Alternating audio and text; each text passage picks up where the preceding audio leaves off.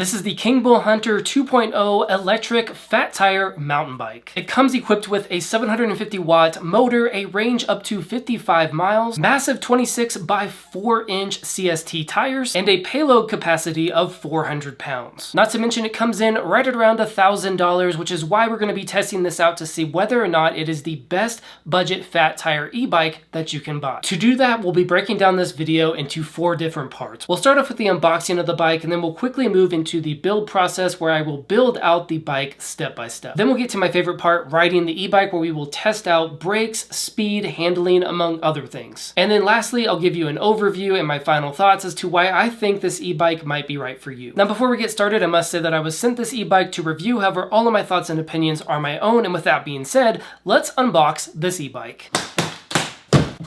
And this is what it looks like out of the box. And here are all the accessories that come with the bike. We actually get some pretty cool stuff like a bike lock, some bungee cords, and this nifty little tool pouch that has all the tools you're gonna need for the build. Beyond that, we have some of your typical parts like the quick release, a 54.6 volt, 2 amp battery charger, and of course our massive 15 amp hour battery. It's a pretty standard lockable exterior battery that comes with a battery meter on the front. And it looks like the battery comes in right at around 8 pounds 11 ounces, so that's quite a bit of weight that you could take off if you need to lift the bike. We have the massive 26 inch by 4 inch fat tires that do come with some pretty solid tread. So you can definitely expect to take this bike out on some light trails, which is exactly what we will be testing out inside this video. Let's go ahead and dig in a little bit deeper.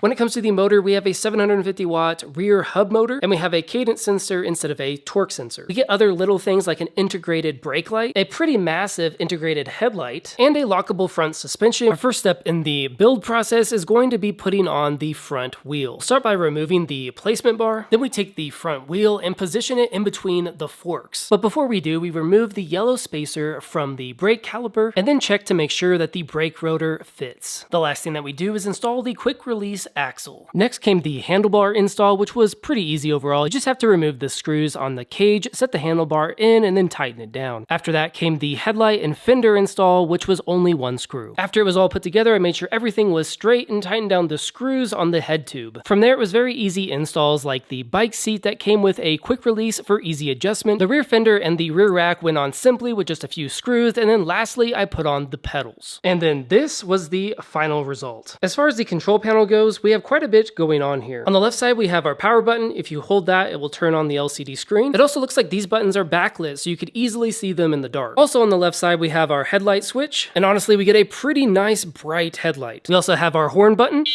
and a 7-speed Shimano gear system, a twist throttle on the right-hand side, and a nice bright taillight. Then of course we have our pretty large LCD screen that's also fairly bright with large speed numbers here in the middle, an odometer meter at the bottom, your pedal assist over here on the left, which goes up to 5 levels of pedal assist. We also have a brake icon on the LCD screen that shows up every single time you press on the brake. And then finally we have our battery bar in increments of 20% at the top. I am right at about 6 feet tall, and this is how the frame looks. Now that we've gone through all of the technical stuff, let's go ahead and fire it up and test it out. There are quite a few things that we are going to test. We're going to start off with just how it feels.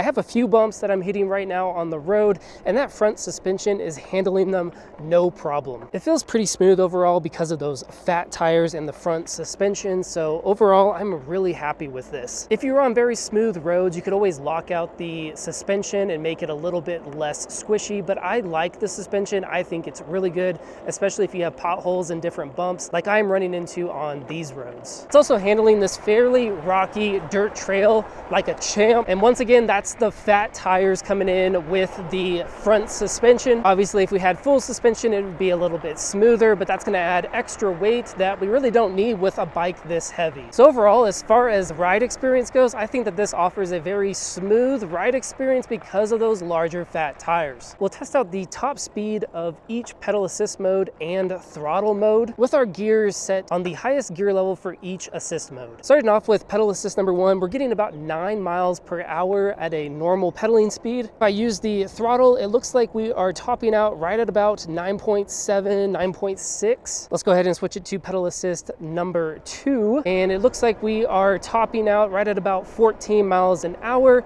And if I use the throttle, we are also getting right at about 13.9, 14 miles an hour with the throttle. Moving on to pedal assist number 3, let's see what we can top out at. We are currently at 15, 16, 17, 18, 19, and if I use just the throttle on pedal assist number 3, we are also getting 18.8 miles an hour. On pedal assist number 4, we are getting some serious speed now, topping out right at about 24 miles an hour, and the same goes with the throttle. And last but not least, we have pedal assist number 5. I'm expecting this to hit the max 28 miles an hour. We will see what we get. And it looks like it cut out right at about 27.9, and with throttle, we are also getting about 27.4.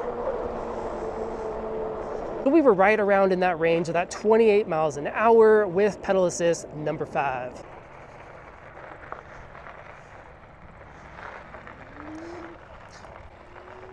For our next test, we'll go ahead and try stopping, running at about 15 miles an hour just to see how these mechanical brakes hold up. So let's get to 15 miles an hour.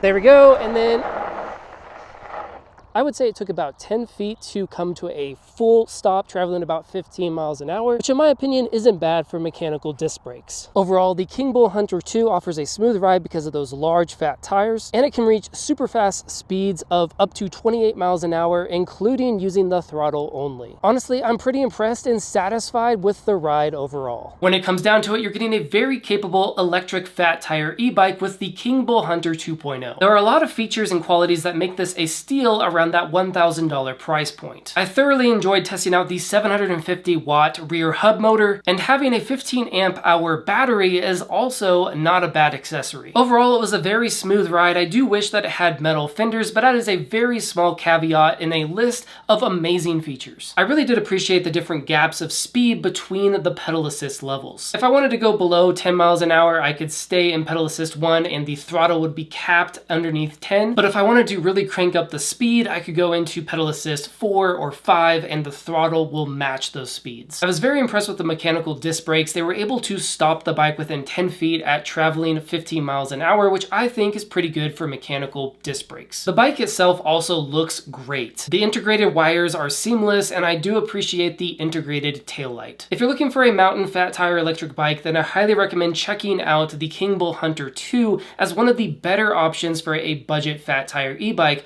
on the market. Thank you so much for watching this video review, and I hope that it helped. My name's David, and I do product reviews, product comparisons, and top 5 best videos in the home and tech niche. So if you're into that kind of stuff, make sure to like this video and subscribe to the channel, and stay tuned for when I release my next video.